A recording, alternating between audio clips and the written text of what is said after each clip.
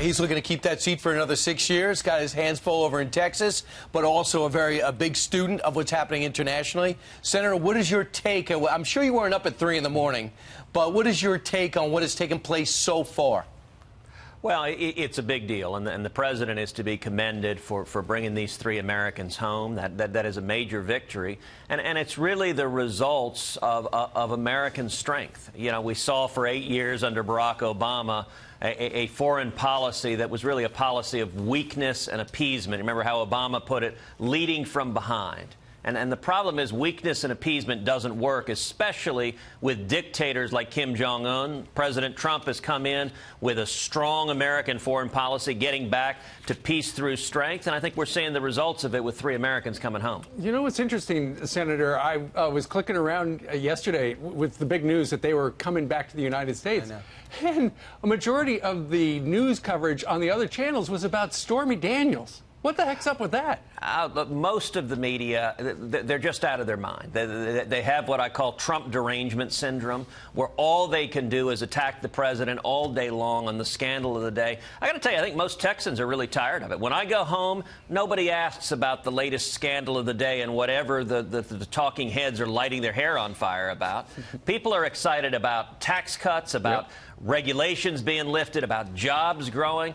I'll tell you what people are excited about, for example, is yesterday at the White House, I was there, the president made a decision that saved thousands of jobs. He stepped in and solved the broken RIN system, which is a RIN is something the EPA invented to enforce the ethanol mandate. But what happened was RIN skyrocketed, and they were threatening the jobs of thousands upon thousands of blue-collar union members at refineries in Texas, refineries in Pennsylvania.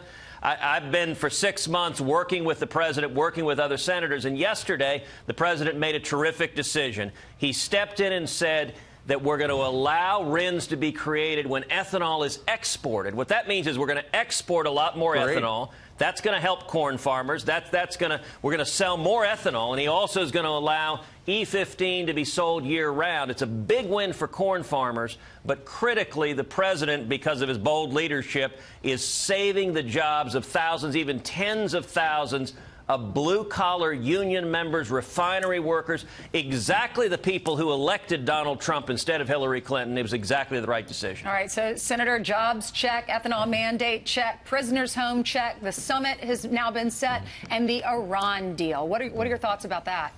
Well, once again, I think the president did exactly the right thing to pull out of the Iran deal. For the last year and a half, I've been talking with the president, urging him to take this course, and I think the president has steadily been on this path.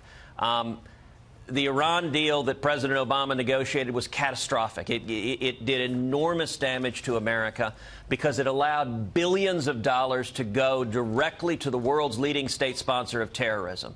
And even worse than that, it did so in a way that ensured Iran would get nuclear weapons. You know, when the Ayatollah Khamenei pledges death to America and death to Israel, I believe him. He is a religious radical zealot, and canceling the deal is exactly the right thing. What we need to do and what we're going forward doing is reimposing crushing sanctions, urging our allies to do the same, and making sure that Iran never gets a nuclear weapon. Senator, you know how they feel. They've made it clear they came and lobbied the foreign minister of England, and we know Macron spent 2 days here and Merkel spent a day, all to keep us in. In fact, she released this statement. It is no longer such that the United States simply protects us, but Europe must take its destiny in its own hands. That's the task of the future. Your reaction? Oh, listen, we're going to see some posturing in European capitals, and the reason is there's some big European companies that want to do business with Iran. They make money, and that's got a lot of the European countries defending this deal. I'll tell you, when the deal was being negotiated, I had European ambassadors in my office asking for my help, saying the Obama administration is pressuring us. We think this is a foolish deal. Will you help us press back? So, look, no one should be surprised that their companies are interested in money. But you know what? We've got a bigger responsibility. The Ayatollah with a nuclear weapon if he ever acquires a nuclear weapon, I think the odds are unacceptably high he would detonate that weapon in the skies of Tel Aviv or New York or Los Angeles. If Germany we can't roll the dice. If Germany was really worried about their own destiny, maybe they wouldn't accept a pipeline from Russia that keeps them on the Russian natural gas crack pipe forever when we could supply it. Senator Cruz, let me ask you about this. The White House is now sending to Congress a $15 billion rescission package. It's been over a month ago, you guys in Congress passed that gigantic spendapalooza of $1.3 billion, $1 trillion. An unbelievably big number. I know you got a lot of funding for the military, but it's still way too much money. Yes. Now, how are you trying to claw it back?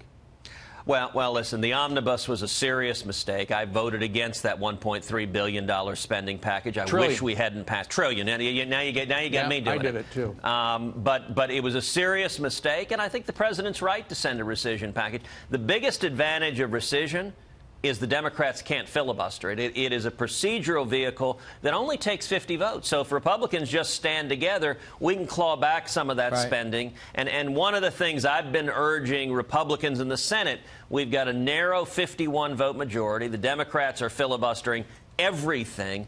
We need to be using all of the procedural tools we have to pass things with 51 votes to get victory after victory after victory for the American people. And reining in wasteful spending is certainly something we ought to be doing. And so I applaud the White House for doing that. Sarah Jessica Parker is going to go for your opponent in your Senate race. Can you still win? Well, you know, she joins, Rosie O'Donnell and Al Franken and Chelsea Handler. I got to say, if this election were in Hollywood, I would have lost already. But fortunately, Hollywood celebrities don't tend to vote a whole lot in Texas elections. And listen, I've got an opponent who's running hard left. He's running on gun control. He's running on open borders. He's running on impeaching the president. He's the first Democratic Senate candidate in the country to pledge he would impeach Donald Trump. But I got to tell you, he is raising more money than any Democrat in the entire country. He raised $7 million last quarter. And so what we're seeing as conservatives in Texas and across the country, they're going to tedcruz.org, tedcruz.org, and we're standing together. We're going to win because there are more conservatives than there are liberals in Texas, but it's going to take conservatives showing up in November to defend our freedom. All right, Senator, tedcruz.org. Thank you very much for joining us live. Thanks, Senator. Great to see you.